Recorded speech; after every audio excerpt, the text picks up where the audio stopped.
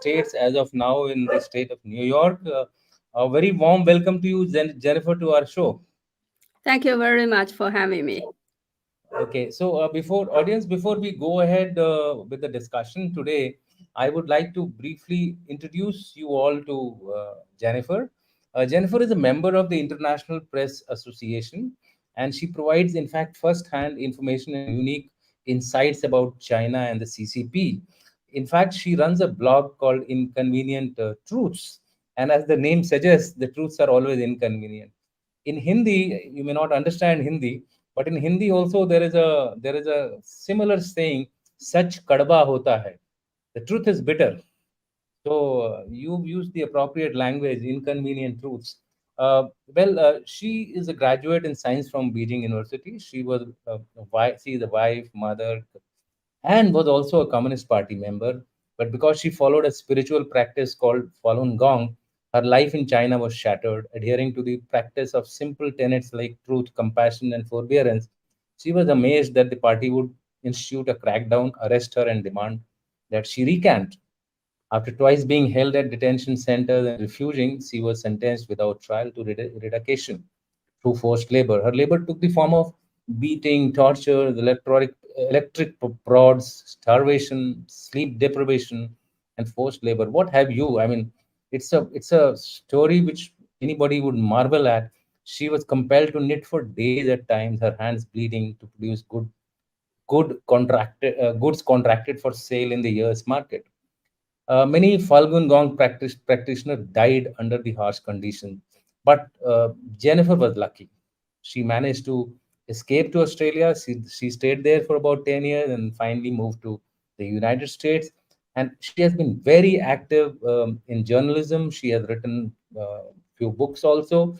All those who are interested to know more about her and about her organization and contribute to her cause of saving more and more people in China who are in this kind of detention centers do contribute to her effort wholeheartedly.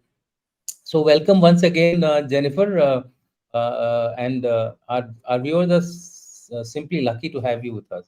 So, today we are going to discuss about the China-Taiwan standoff. Everybody in the world generally knows that it's a uh, no uncertain aim of the Chinese Communist Party to assimilate Taiwan into its fold, and if need be by force also. So the force is very much there on the card. But that's the million-dollar question. How will they use the force? What about the US? What about the defense agreement between US and Taiwan to defend against any occupation by the Chinese Communist Party? I always refer to mainland China as Chinese Communist Party, so don't mind my saying so, because it's basically that party which is ruling single-handedly for the last right since 1949. So though there is no democratic process as such, whereas Taiwan does follow a democratic process. At least for the last 27 years, they are doing that, and that you can see that it's a very progressive democracy which is there in Taiwan. I've read your blogs also on this. So my I actually keep following you on your Twitter also. So I would like to share two tweets which you made and which our audience must also know. The first tweet was that today the CCP, that was about 3 days back, CCP mobilized civilian transportation resources to move amphibious tanks via the highway from Xiamen City to Fuzhou City. Both cities are in close proximity to Taiwan. And then in the second tweet, you have referred to a 2-year-old video in which they are talking about what China will do to Japan in case Japan interferes into any action with the Chinese take in this particular in any confrontation between China and Taiwan. The video, I would like our people to see the video also, which you had uh, shared with us. So let me just show that video before we.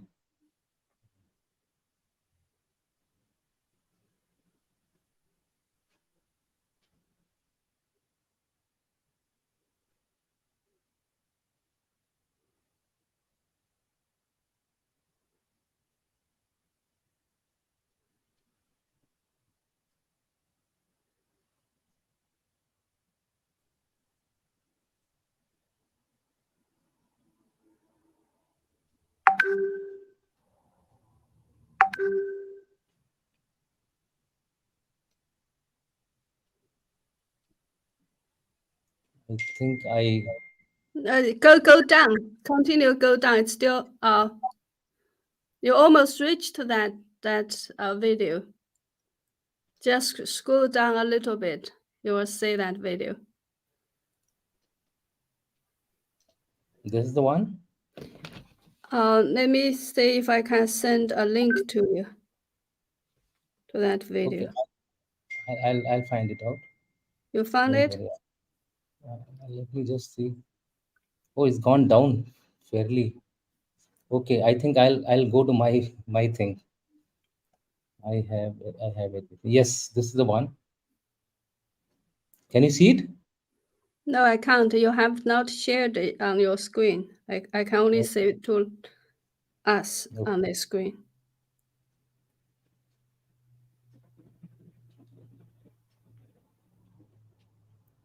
I'll have to share it again, I think. Yes, Did here you it find is. it? Yeah, that's the first video. I'll send you the link to the long video here.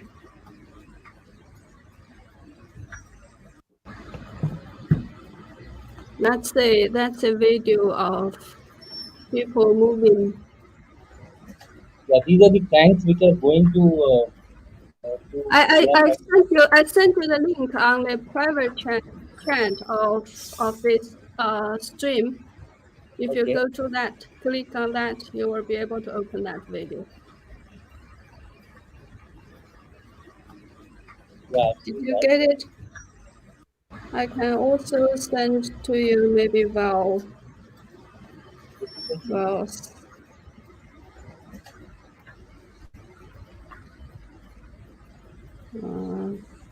well, your phone.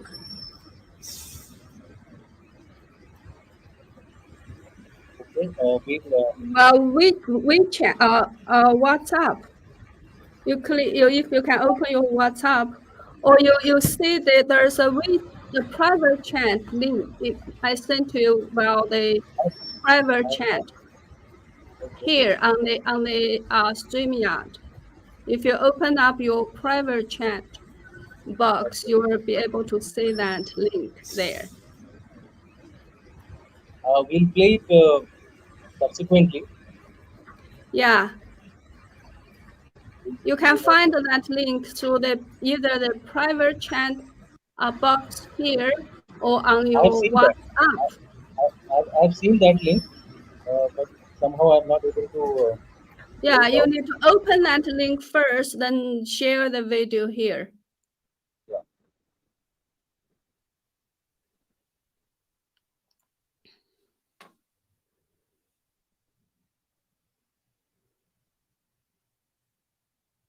Okay, we will share it subsequently once I get Mhm. hold of the the technical part of it.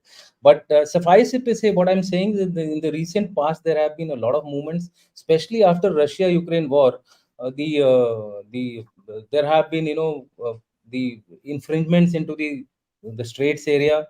Aircrafts have crossed over towards the Taiwanese airspace. There have been a lot of maritime exercises which have been conducted first during the Pelosi's visit, and now when Lai had gone to the US, and they immediately launched a military exercise surrounding almost Taiwan from all directions, kind of threatening them. And they are also conscious of the fact that there is a election going on, or a process of election going on in Taiwan. So a number of factors are there. Probably my sense is that they are waiting for the outcome of Russia-Ukraine war. I think depending on what happens in Ukraine is what they will decide as to what kind of an approach the Chinese must take against the Taiwan per se. So, can we have your opening comments as far as China-Taiwan face-off is concerned? Uh, how is it panning out now in the current state? And subsequently, then we will jump into the question answers. Okay, I think, like you said, if we observe what has been happening in China in recent years, we can all sense that the CCP is escalating the tension in Taiwan area and escalating their threat about the war. And internally, I think they are seriously preparing for the war and even preparing social, I think, system, economic system, like get everything under control of the government. So overall, it's a major strategic decision or judgment that the CCP has made in recent years. Actually, I did a special show about a secret speech Xi Jinping made in the recent secret meeting in Beidaihe. I think that's in August, in the beginning of August. So the Okay. main judgment is they think there's no possibility to improve the relationship with the U.S. And the only way out for the CCP is to launch they call it a final showdown in the area where the CCP selects, and which is Taiwan Strait. They know if they wage a war against Taiwan, it equals to wage a war against the U.S. and Japan. So they are preparing for that, and they see that as a you can say one size fit for war solution for all their crises they are facing now. So when I was a child, since my childhood, liberating Taiwan is always a slogan that the CCP put up there, sometimes more seriously, sometimes just as a slogan or a faraway dream we will realize in one day. But when Xi Jinping took in power, and especially after or before and after he gained his third term, which is unprecedented even within the CCP's own system. You know, all the leaders except for Mao before him only had maximum 2 terms, which was 10 years, and then they retire. They pass on their power to another generation of leaders. But Xi Jinping gained a virtually lifelong power. He changed the Chinese constitution, and he changed the rule within the party to enable that. And the reason why he was able to get a green light to do all these things is because he made a promise to the CCP elders that he will realize the CCP's decades dream of, so-called liberate Taiwan or unify Taiwan. So because of that reason, that's the only reason he was given a third term. So in his understanding, this is something that he has to do, he must do, maybe in a very recent near future, because he understood maybe the window for him to launch a war is very narrow, and he's not going to let that very narrow window go away without doing anything. And especially with the deteriorate of the situation in China, I think that gives him more motivation to do something externally to bring the Chinese society into a very a special, you can say, under martial law, where he can freeze people's bank account. He can take over a lot of control, and then that could also be another possibility for them to, they think, to try to find a way out to current social, financial, political solutions where crisis where they could find any solution without an external crisis or a war against Taiwan. But Jennifer, there is a question here. Like, while China has always kept Taiwan as its priority one area to be taken into the mainland, but do you think it will be ready to take on the combined might of the US, Japanese, and the South Koreans?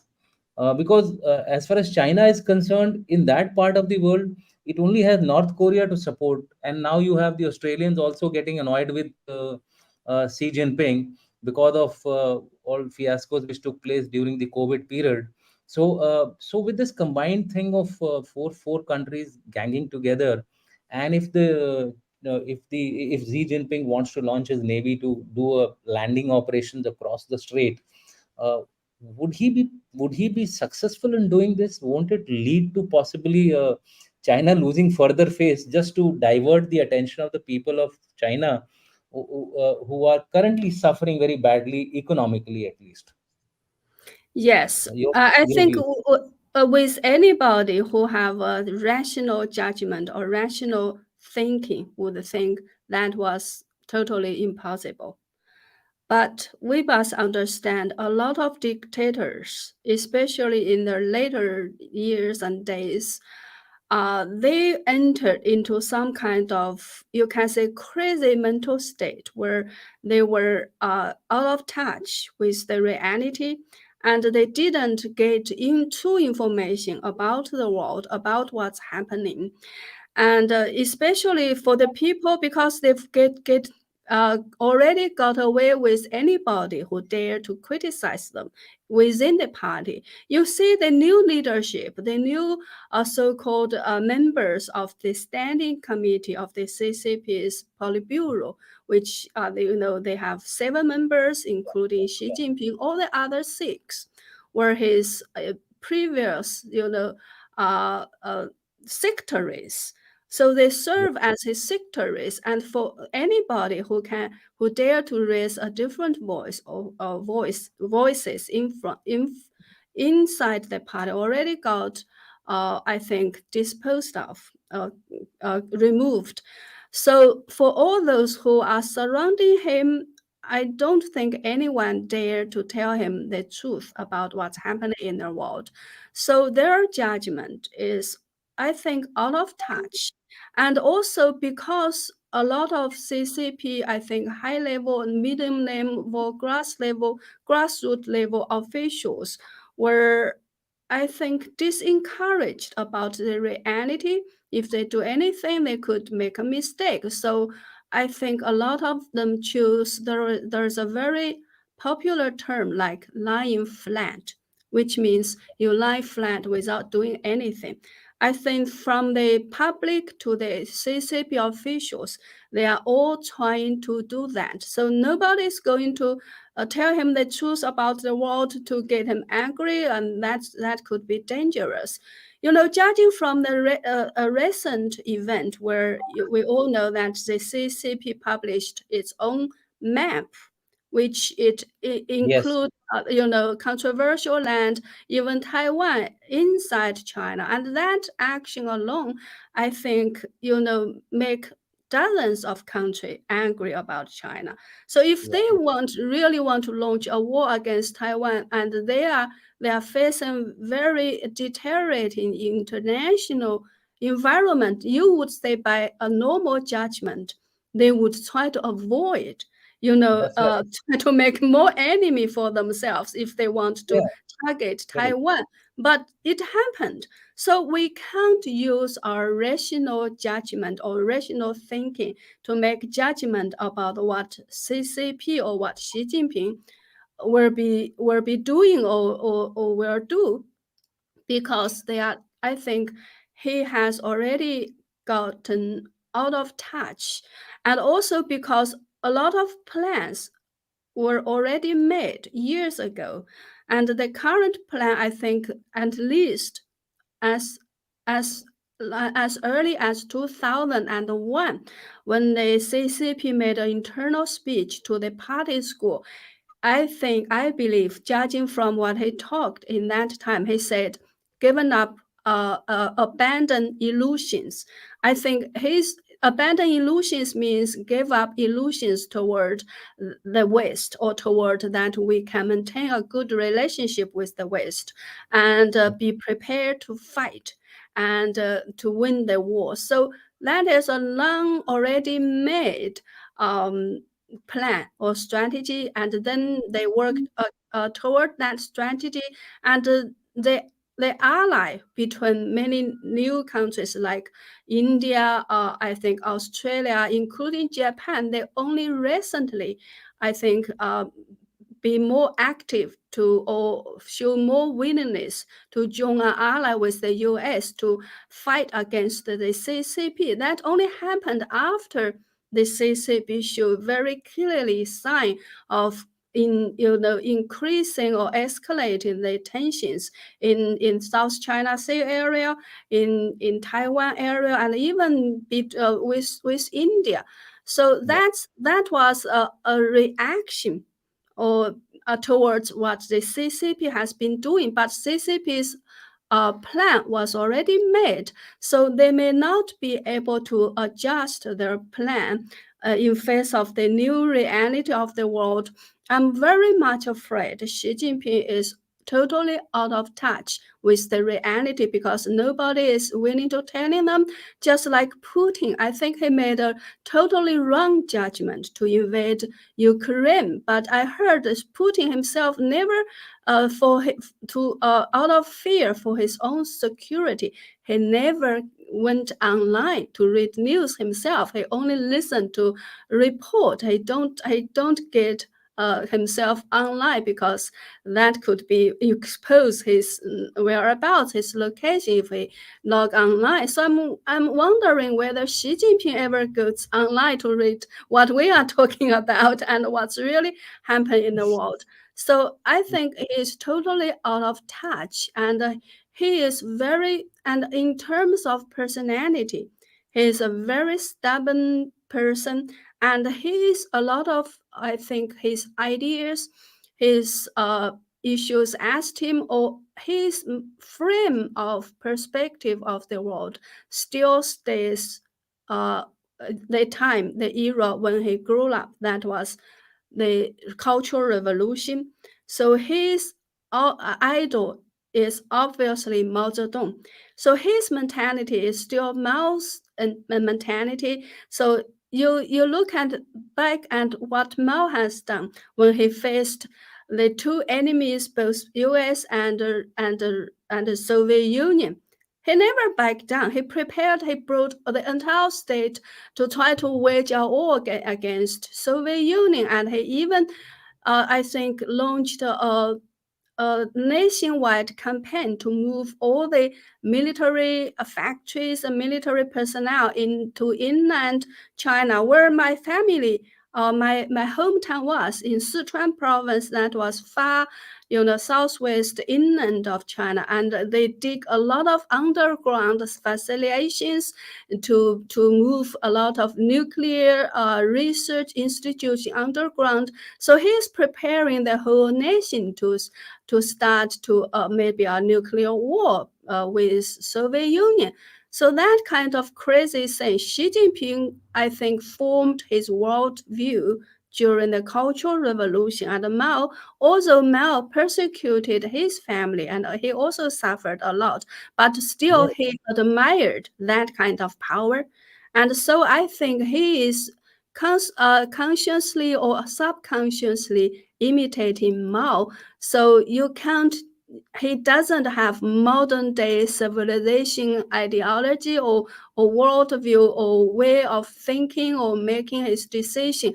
We must understand we are dealing with a dictator who is living still in Mao's time. If you look at that way, you will understand better why everybody knew. I think in 2 years ago when he started to crack down on private companies like Jack Ma, like Alibaba, like the education system, everybody knew he would mess up the economy if you do this. And also for the crazy, insane 3 year zero COVID lockdown, Yeah. everybody in the world know that will destroy China's economy. But why would he do it? But he still did it without any rational, reasoning. He did it. So it happened.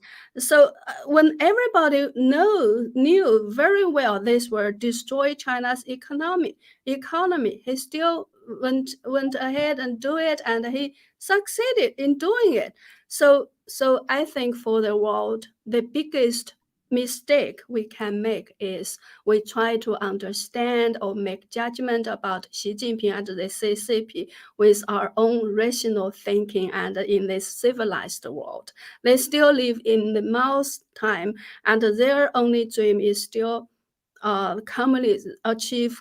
They want to plant communist flag all over the world, and the only method they can rely on is fight, is struggle. Inside their own country is class struggle or struggle against each other, and outside of China, of course, the only way is a war or unrestricted war.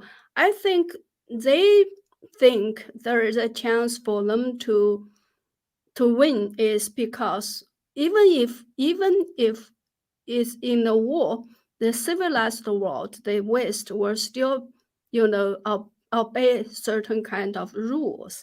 But their Okay. war is an unrestricted warfare. So they will stop at nothing.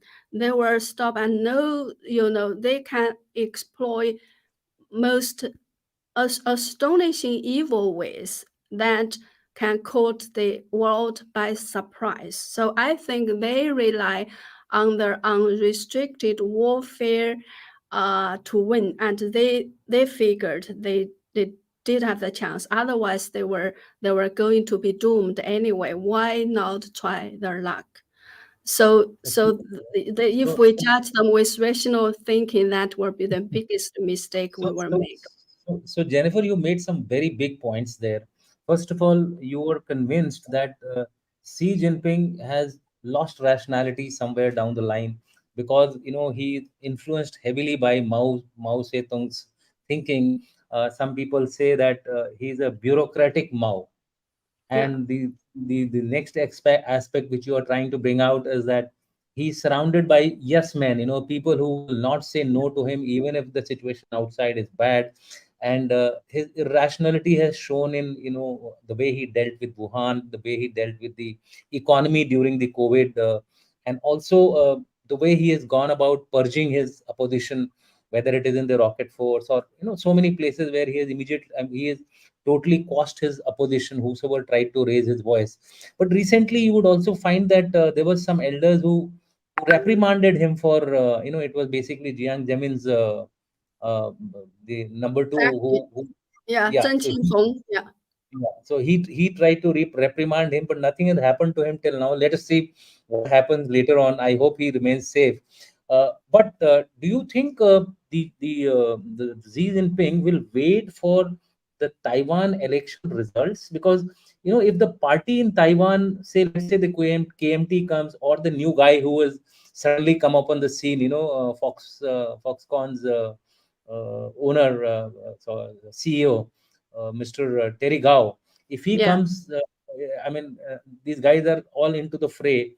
If the DPP does not come, or Lai Mhm. loses the elections, do you think they may just postpone it and try to use other methods to get Taiwan towards China?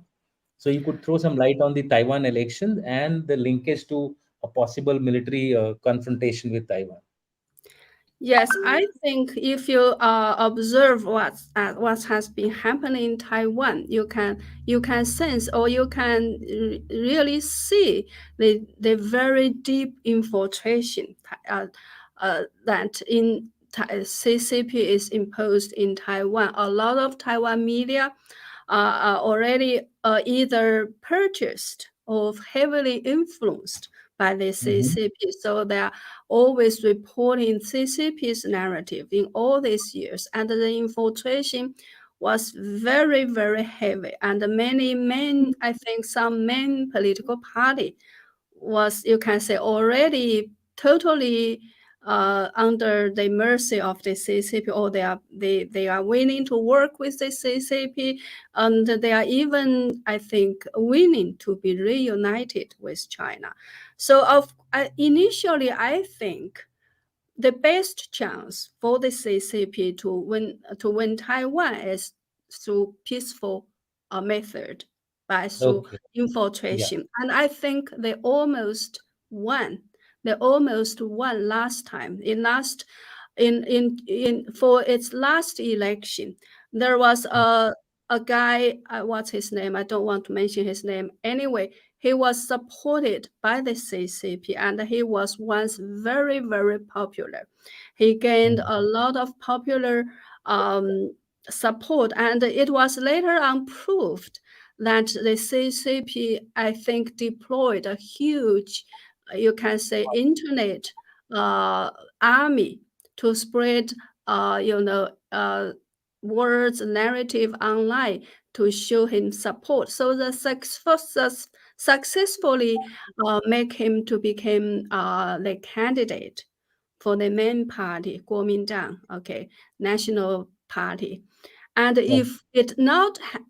if the CCP had not cracked down on Hong Kong in 2019, which shows the Taiwan people how badly, because I think they allow Hong Kong, they promote Hong Kong's so-called one country, two system. You can remain or you can retain your own system, your lifestyle for at least 20 years. That the Hong Kong model actually is something they set up for Taiwan to attract Taiwan people. We can adopt the same thing like Hong Kong is adopting. You can keep your current lifestyle. You can have your limited, whatever freedom or democracy within your island, but we are united, one country, two system, right?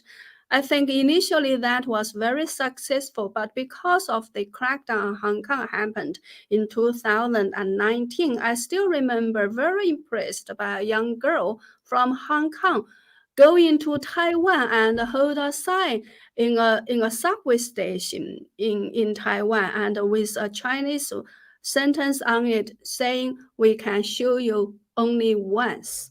Because that word is very tragic. I think he said we died here in Hong Kong because everybody is saying that Hong Kong's freedom is being killed by the CCP. So we are a bad example, but we can only die once, because after we die, we die. So we can show you once. You Taiwan people need to learn our lesson. And only because of that, actually, the current president won Yeah. another election.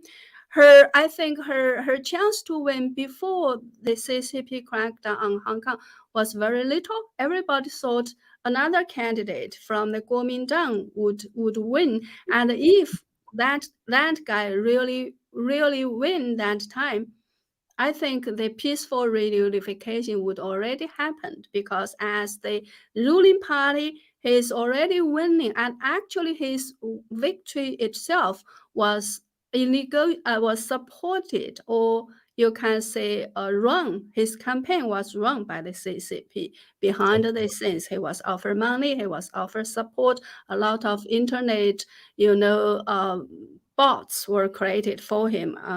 So that already happened. So that was the CCP's best solution or best choice to overcome Taiwan or win back Taiwan without, fire a shot. But of course, their crackdown on Hong Kong let them lose that kind of opportunity. And later on, it's also, I heard, through an internal speech.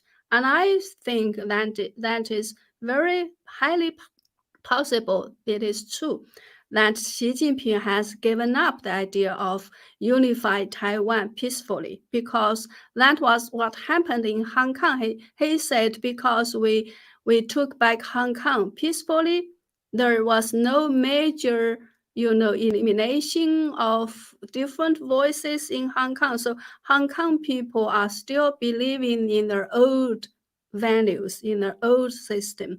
So they are very much against us. They are very much pro, the Western style life, or Western style way of life, and the Western values. They are not together with us. Their hearts are not together with us. If we united Taiwan peacefully, Taiwan will be another Hong Kong. That in name you have it, but Okay. people's heart are still not with you. So he think only by you can say liberated by force, and after that they have the excuse to eliminate and to kill or to get away of anybody who think they cannot win over and terrify the rest of the people. So all the rest of the people are like people in China. They got terrified. They dare not to question about the CCP's, rule position. And that way, Xi Jinping believed is the only way you can have real, ruling power over the Taiwanese people. You terrify them, you get rid of the rebellious ones, and if you united them peacefully, what happened in Hong Kong will be the situation in Taiwan, and that situation wasn't good enough for the CCP. So and from that stage on, because of the lessons they think they learned from Hong Kong being, taken back peacefully, there's no, you can say a purge in the ideology area. So Hong Kong is still not part of China. They are not, submit to the CCP, this power, and they are not surrendering themselves ideologically. So that is no good for the CCP. The CCP, I think, if you watch what they do inside China, they not only want to rule over, like govern like any other government, to just govern the economic, political, and human level affairs. They want to govern over your soul, over your thoughts, over what you think and what you believe. You need to love the CCP from the bottom of your heart. You are not allowed to love your God or your Buddha or Dalai Lama, right? So, so only to rule like an ordinary political party is far from enough for the CCP. They need to rule like the only God for the Chinese people. So that Again, make the CCP very, very different from all the other political parties in the world. okay, so I think you're making some very big points there, that the Chinese themselves have changed position and they are not anymore interested in a one country, two system kind of a system Yeah, which was there in Hong Kong. And so therefore, the only way they would like Taiwan now to be part of China is, total subjugation under the Chinese Communist Party, with one party, one system. And what is happening in China, the same thing should happen in Taiwan. That's the way you are hinting. And for that, military option is the only aspect which they think, or which the Chinese, or especially Xi Jinping thinks, that military option is the only way to fully assimilate Taiwan into its fold. But now we'll come to the last question, because thereafter we will give some time to our audience to ask questions also. They already have a number of questions in the question box. Uh, while I agree with you that Xi Jinping is uh, leaning towards a military option, or leaning towards exercising violence to assimilate Taiwan, or to fulfill his dreams of being the next Mao, or the third, something beyond Deng Xiaoping also, who actually got the one China policy intact, because most of the other parts of China have been included, right, as part of yeah, the, whether you take Hong Kong, Macau, all those regions have gone uh, into the Chinese fold. Only thing left is Taiwan, and Taiwan is the big apple. It's the big apple which they would like to take it. So, but the international reaction is going to be very big, because yes, the US is not a very US is not a minor power, or it's not, it's considered today, at least today it is considered as the number one power in the world. It has the yeah, resources, it has everything to go. And plus, when you add the other allies of the US in that particular region, Japan or Australia for that matter, uh, their power increases further, right? Do you do you think that this kind of a war may not will not lead to a third world war possibly? And if third world war goes, how will China manage it? Will the Russians come to support the Chinese actively? Because the Chinese have not gone to support the Russians in the Ukraine war. They are only giving moral support, some kind of economic. They're buying their oil so they are economically able to sustain. But militarily, the Chinese have not done anything to support Putin. So, do you think Putin is going to respond like this? Although they have done joint exercises in Japan Sea, I mean East China Sea, etc., and not North Sea area, but is there not a possibility that in case all these people gang up, I mean, they align together, Chinese may they may suffer again the century of humiliation kind of a defeat? So Yes, that were some sane voices like the elders in the CCP would be trying to intervene at a particular time. I agree. Xi Jinping indicated some bad health because the way he was walking in the BRIC summit, he was stumbling at few places. So some people are saying that he did not join the G20 summit also because of his bad health.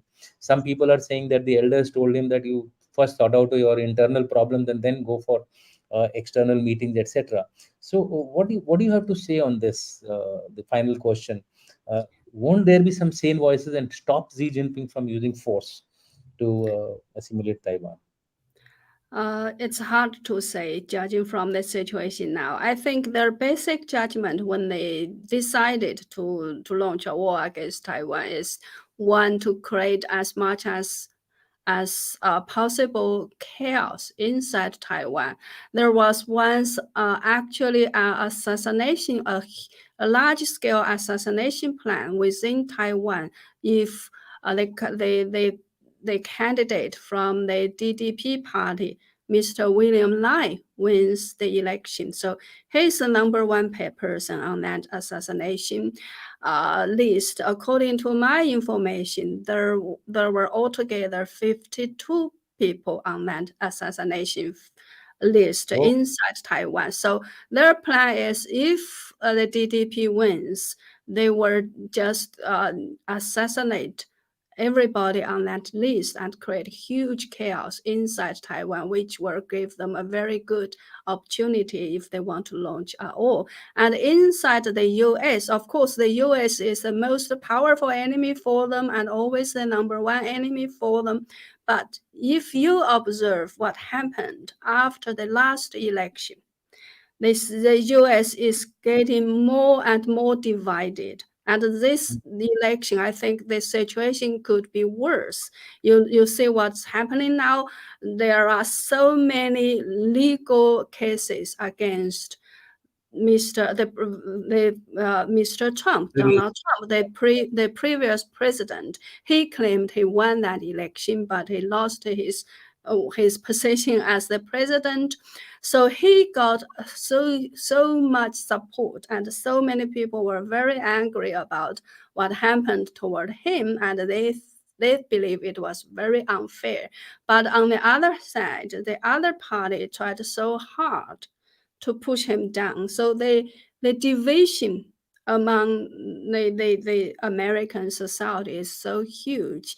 And actually, that was part of the plan of the CCP to create as much chaos, as much division inside America.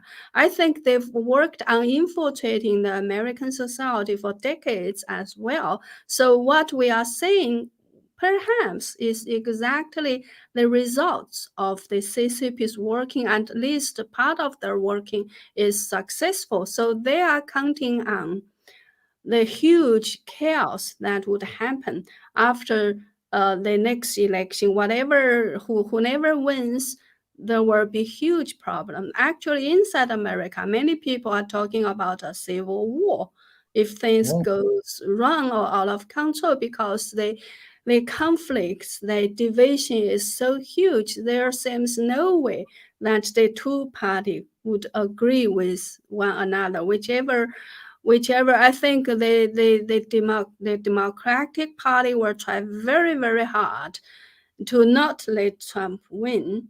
If he loses, the other people who support him would believe they cheated again. They rigged the election again, and they were not tolerated.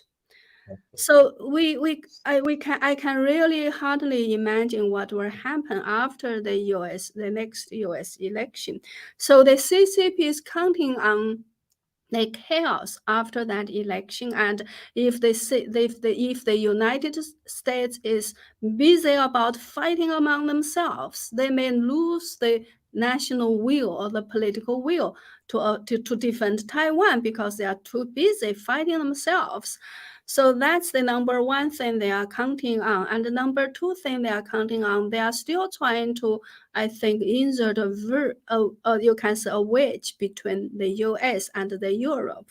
A lot of European politicians, like very recently, the French president visited China and show very, goodwill, and the German, I think, uh, uh, Germany is also pretty much, they are very deeply involved into China's economy. So economically, they are very much, you can say, linked or connected or depend on Chinese market and on China. So they think they will have a wedge to try at least not have the Europe, or they are always telling the Europe, you should have your independent political stance. You shouldn't be following America, all the Absolutely. times.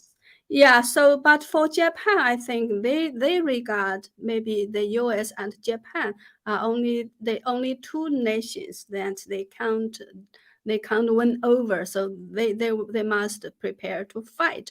But you for from the video you fail to show they think I'll it's quite easy to I'll, deal with Japan because I'll, it's small. I'll just show the video. I think I've got the hang of it. I'll just show the Okay. video.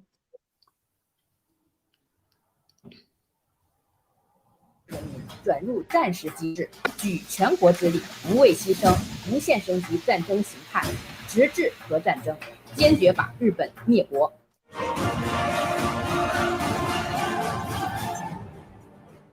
大家好，欢迎关注六军韬略。今天的话题是反击日本，围点打援，三箭齐发，攻击本土，战后肢解。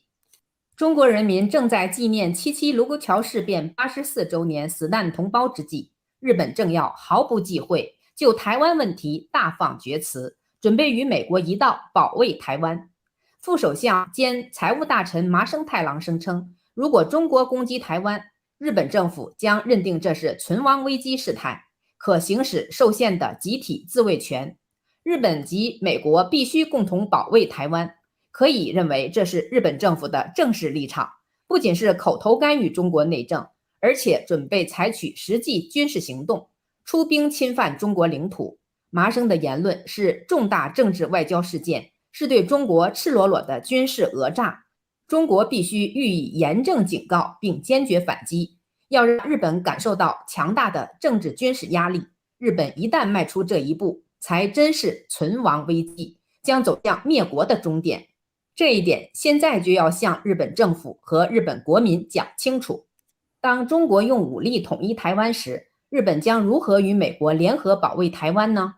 根据菅义伟、麻生太郎等一众日本政要的言论，除了给台湾提供情报、援助战争物资、收救伤员、收容台湾难民、容留台独战犯等非战争军事行动，关键是派出海空陆三军作战力量直接参战。可能的攻击行动有攻击我岸登陆兵集结地域和登船登机地域，攻击我输送船团和运输机群，打击我突击上路后立足未稳之登陆兵，迟滞我攻击前进和占据要点之登陆兵，破坏我航空兵抢夺制空权行动，空中掩护台湾空军机场港口，保障台机安全起降和台舰安全出港，提供琉球等就近机场码头，保障台军基建的妥善率和参战率。海自力量封锁日本西南方向宫古、大峪等诸。Jennifer, since the video is very long, so we Yes, will 9 minutes. Yeah. yeah, yeah, so we'll cut the video short here, and you could explain exactly, because it was being told in Mandarin, so our audience may not be able to understand. So if you could just tell the gist of this video, exactly what it is and how what is the meaning of this video and what is the implication of this, and then we'll go on to the question answer sessions. Right? Okay, so the video was basically made by a Chinese military channel about 2 years ago. So the main point is if Japan dares to intervene with our liberation of Taiwan, we will launch unlimited war and in maybe a nuclear war against Japan until we eliminate Japan entirely. And then the idea is to divide Japan into 4 different countries and put them under jurisdiction with Russia and North Korea. That video especially mentioned China will work together with Russia and North Korea to conquer Taiwan or to conquer Japan and then divided it. So for Japan, and in that video, they say, oh, they analyzed Japan's forces, how many aircraft they have, how many submarines they have, how many soldiers they have. So according to their calculation, Japan, the whole land of Japan, is covered by their long-range missiles, so they can just throw away several nuclear, bombs and bomb Japan and eliminate Japan very easily. So they didn't really think that much about how they should be afraid of Japan from that, at least from that video. So I forgot to mention, actually, internationally, in the large picture, you mentioned the CCP didn't offer Russia a lot of military support. Yeah. Yeah. Actually, according to my information, maybe they not offered on the surface, but secretly. They have been, their policy or their strategy is they need to support Russia and have the Russia-Ukraine war drag on as long as possible, so that the West is also stuck in that. Also, they have less interest or less ability to deal with the CCP if the CCP launches a war against Taiwan. So they have been secretly supporting Russia. They supply a lot of military materials. Like, I think early this year, I exposed a piece of news, an internal information about many military factories were rushed to produce a lot of bullets, some a billion bullets for Russia. So they transport those bullets through North Korea through underground channels. So on the surface, they didn't offer anything, but their calculation is they need to ally with Russia, with North Korea, and with Iran, and maybe several other countries like Pakistan, or their usual allies. So they figured maybe they had a chance with their ally to fight against the U.S. And Japan and maybe Australia or the Quad or whatever ally there is. So their calculation is U.S. will be in chaos and Europe lacks the will, the political will to fight against the CCP or to follow the U.S. and Japan is small, it's easy to deal with. So, and if they ally and the West is dragged, is stuck with the Ukraine war and got consumed a lot, so they may still think there is a chance for them and wage or whatever. Because if they don't wage the war, I think they've already made that judgment a long time ago. They can't. There's no way they can solve all the crises in China anyway. So they regard a war against the only chance. When the war happened, it can freeze everybody's assets. Now they're banned. The banks are in such a bad situation. Their real estate and industry is collapsing, and people. But if there's a war, they can freeze anybody's bank account. So there's no need for them to deal with the issue of banking being going collapse and everybody find they can't withdraw their money. That would be a huge problem. But if the war happens, they have enough excuse to do whatever they can do, which they cannot do in peaceful time. So I think the possibility is huge. And even if it's not huge, if it's only 50%, the world needs to get prepared. Otherwise, we are in trouble, right? Yeah, right, Jennifer. The world needs to be prepared, and the way you have described the situation with US under a chaos, I mean, some kind of a civil war like a situation which might happen in case if the government elections are not going properly. EU has lost its energy because of the Russia-Ukraine war, and then you have Japan. You showed the video that Japan they consider as really a very small fry, as they say in the Yeah, uh, several missiles were yeah, taken of, of that, Japan. that can take off Japan. So, so the chances of a victory are very bright at this point in time for the Chinese, and that's the way CCP thinks, and that is the way possibly there are a number of experts here in India also who say that for China thinks that this is the only time when they can get Taiwan as part of its country. This is the time. If they don't do it now, they will never be able to do it. So I think you are echoing that sentiment of few of the experts in India as well. So we will now, Jennifer, we had a very nice discussion, and although I had one more question, but I think that we will take it on during the question answer session also, that might come up.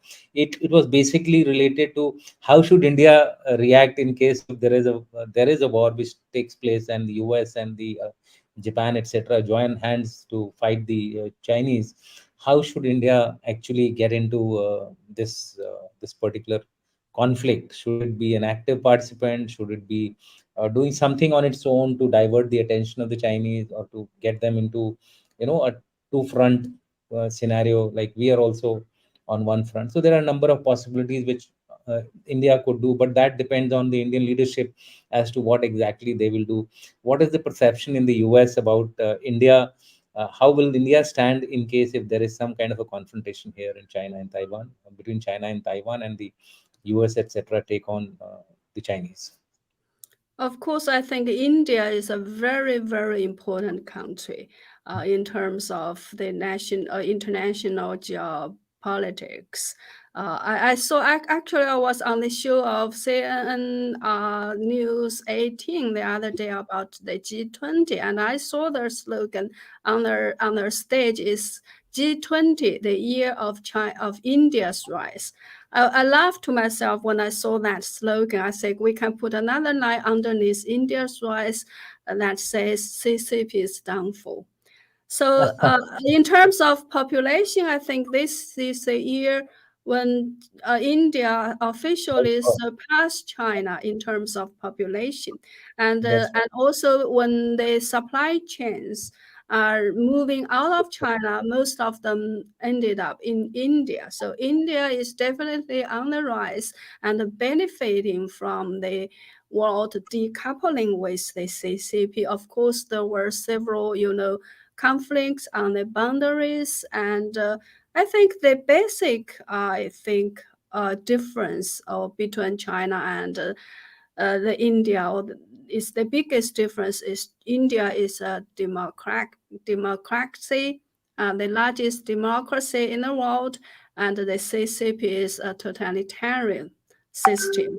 So that value system is making a huge difference, and it result in India's rise and the CCP's downfall.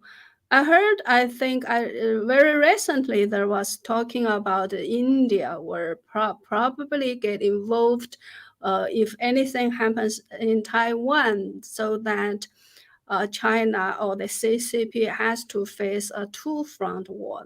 On the east, there's India. On the west, there's India. On the east, there's Taiwan.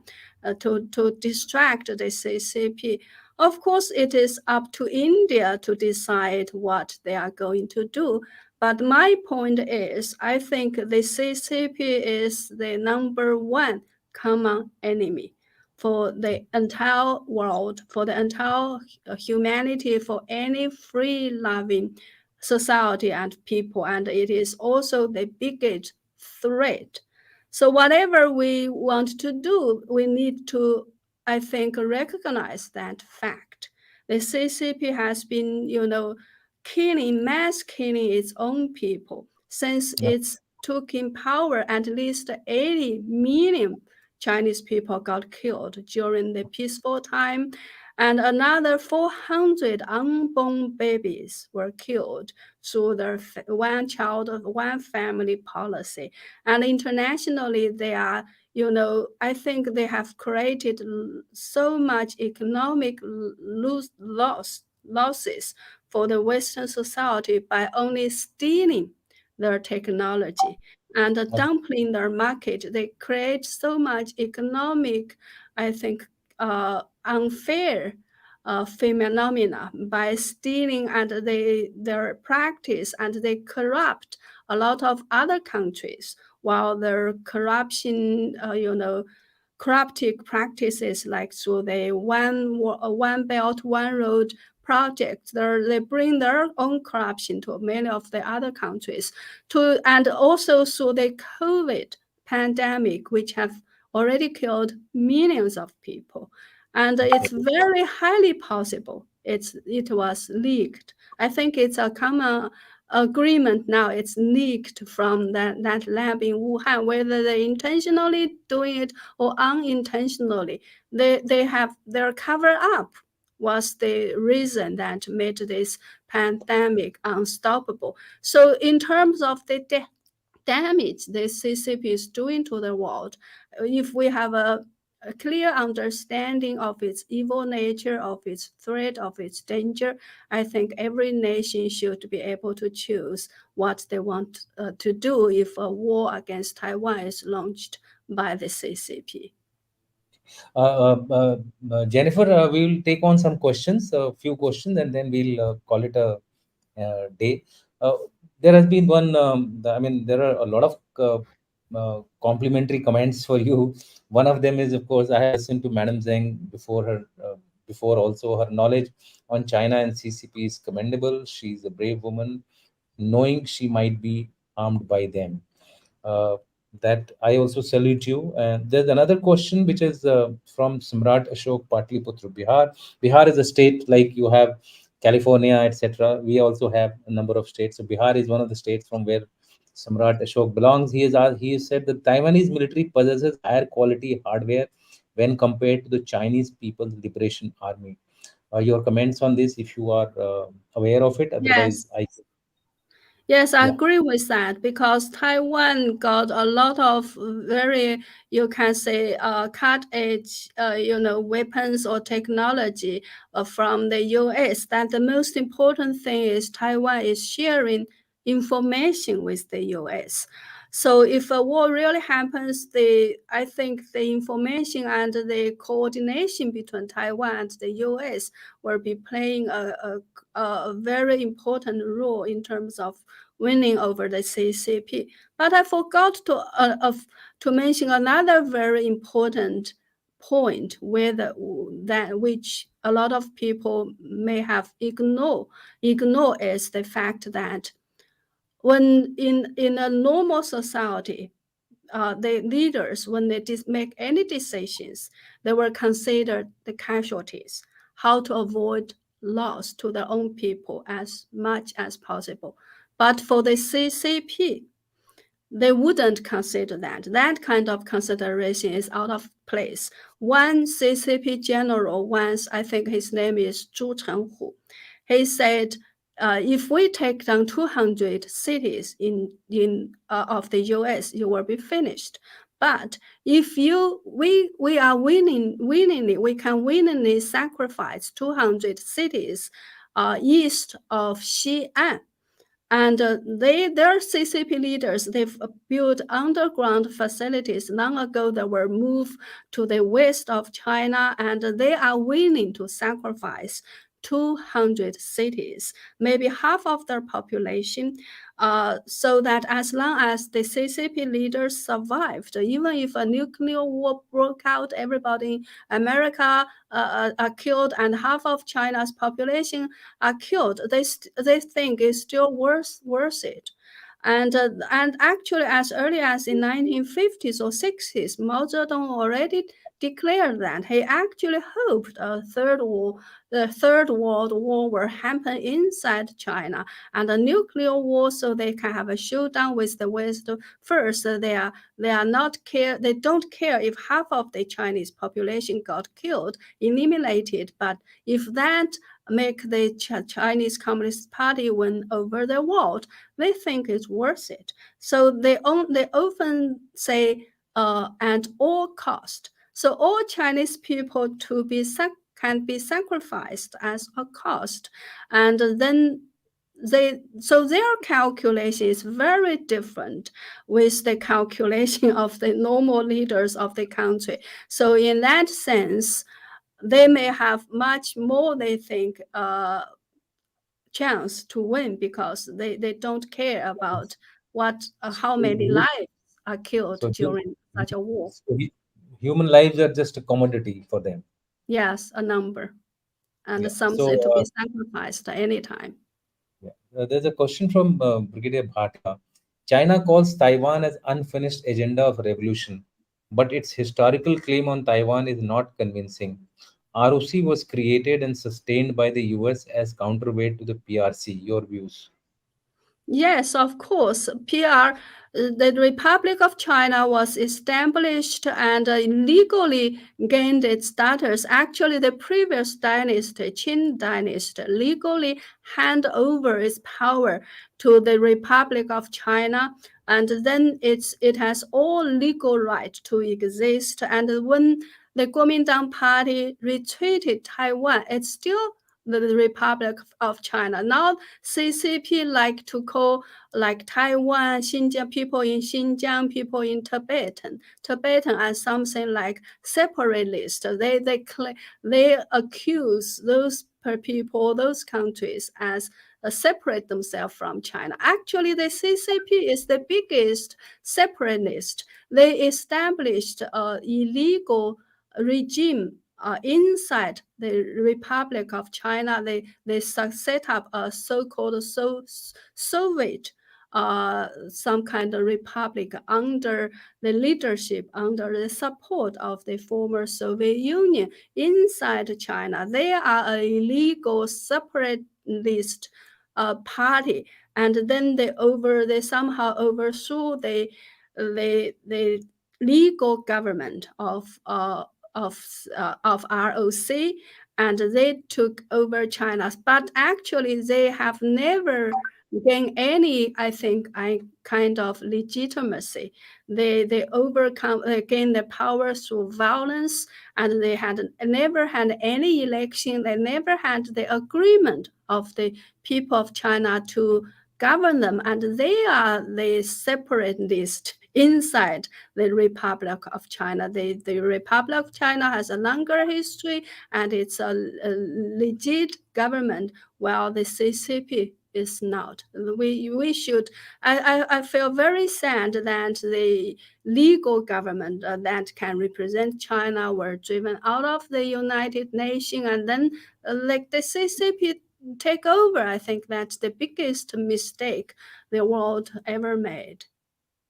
Okay, Jennifer, since you brought out about Republic of China being the legit government as far as China is concerned, and PRC is not.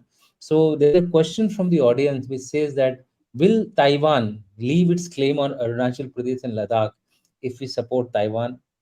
We should also know about KMT claim on India. Basically, what he's trying to say is that the KMT is a pro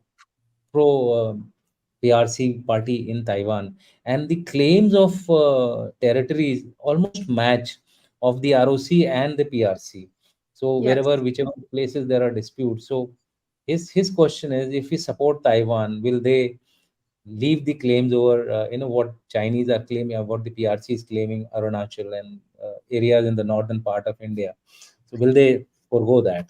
So First of all, I don't know how much there is a chance for Kuomintang to win the election. Judging from the current situation now, that was very little chance. the candidate of the DPP party has the highest support rate up to now. And that's the number one issue. The number two issue is even if the Kuomintang has the same claim over India, we must understand that Taiwan is a democratic country. It shares most of the values with the free world. If in terms of historic, territory conflicts or argument, democratic countries can sit down and negotiate peacefully. It's better off for India to deal with Kuomintang or government in Taiwan or in Republic of China instead of the CCP. The CCP is not somebody you can reason with, you can argue with, and they don't care at all about international rules and laws and orders. So that's, I think there always be issues, different issues between different nations. But I think if people can talk, can sit down and negotiate and try to resolve those issues, these disputes with peaceful negotiations, that's way much better than deal with it.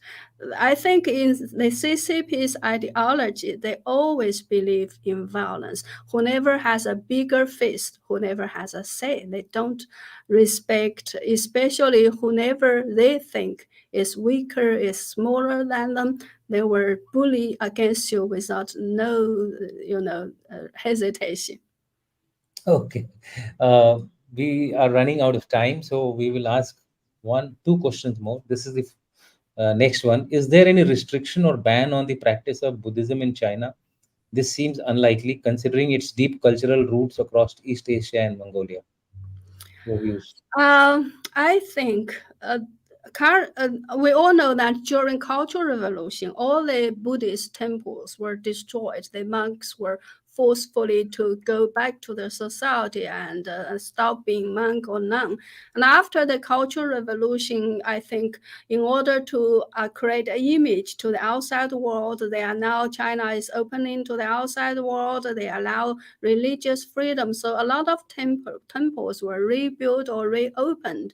But the fact is, the spirit of Buddhism has already been killed. Although the temples were reopened, I think a lot of monks in China no longer really believe in Buddha anymore.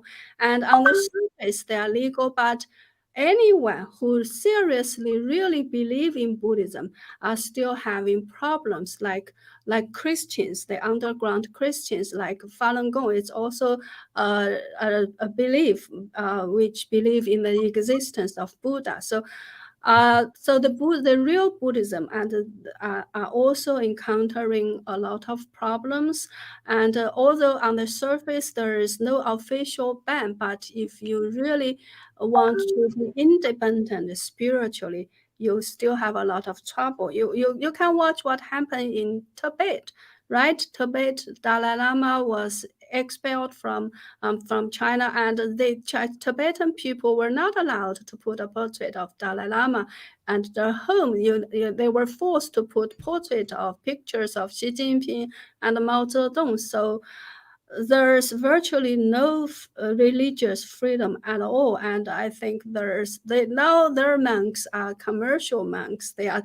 Some of them are CCP leaders. Many temples and also Taoist temples, actually they raise CCP flags every day, and they promote so-called patriotism. In China, patriotism is equal to loving the CCP. So that's the issue. There's on the surface, they keep some of the formality, but the spirit of the religions have long since been killed, as early as during the Cultural Revolution.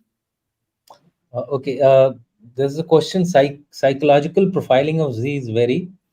It is strongest cause for outbreak of war, considering the inevitability of Z's resorting to force. How Taiwan plans to counter it? I think we can leave this question, because it will not be only by Taiwan that it can counter the Chinese, the PRC's attack or CCP's attack. It has to be a combined effort of the US, and US and Taiwan have a defense agreement between them to defend Taiwan in case of any aggression on Taiwan is there. So we'll leave this question and go to another question which you would be more keen to answer, and this is that why China's president avoided G20, closeness to Russians, or not supporting the resolution? Uh, I mean, Why he avoided G20? I think three possible answers. One is the internal situation is in China is too bad now. He had to stay in China to deal with that issues. The two is he's very afraid of leaving China, because once he leaves, there could be a coup. He knew there was huge, unhappiness toward him happening either within the party and with the general public and within the military system. If you see what he has been doing to the rocket force, and there's new rumors, even the defense minister was punished or removed or under investigation, and including the former for defense minister. So we can understand huge problems are happening, and he is very much of being I think there could be a coup within the party or within the military system, and he could got assassinated. I heard he is very much believe in some ancient prophecy, where those prophecy predicted that a white color bird will crash into a mountain and killed himself, and yes, a general with a bow that would enter inside the imperial court and killed him. And a general in a bow, that prophet was, I think, written in Tang Dynasty. That was more than 1,300 years ago. So a bow, if you put a bow, it's something you shoot from a long distance, right? If you transport that into modern day society, it could, I think, corresponding to a rocket force, because you can shoot a rocket force or a missile from long distance. So he somehow believes the rocket force is what was referred to in that ancient prophecy as a general with a bow. So that's the reason why he is purging the general. I heard at least 11 generals, including the commander, the deputy commander, and the political commissar within the rocket force, all got removed. yes, So I think, of course, another reason is that he has very bad health. Also, I think in South Africa during the BRICS meeting, he was very much embarrassed and humiliated when his translator was stopped by the security guard. So he got so lost because he didn't speak one sentence of English. So he had to, trying to get along with others without being able to understand what's going on. And I think as a dictator, he must feel very, very bad and embarrassed, and he might want to avoid from that happen. And another reason could be, I heard, when he visited South Africa, he requested for a state visit at the same time, because he was having a state visit. So the president of the country have to greet him, giving him a reception at the airport, give him red carpet, give him special treatment. And he brought over 500 security guards, and he replaced everything in his hotel room 1 month ahead of that kind of after that meeting. So he might have requested the same thing from the Indian government, and he could got refused, and he felt maybe not. He didn't want to get through what he went through in South Africa. So this could be He hated to lose face in front of the world. So this could be all the reasons. And also he knew the world, the other country leaders are not going to be very friendly him. He could be confronted, for example, by Prime Minister Modi about the new world map. So he want Yeah. to get away from all those troubles and let his, his secretary Li Qiang to deal with all these challenges. So this could be all the possibilities. Okay, Jennifer, I think we had a very nice discussion, a very long discussion. Our audience have a lot of other questions, and I would ask my audience pardon because we have not been able to accommodate each one of you. But uh, when the next time we call Jennifer, we will try to pick up the threads from where we left. With that, we will close today's session. And once again, I would like to thank from bottom of my heart that you were able to spare your time and do this discussion with us. Please stay on after the video ends so that we can interact. Thank you.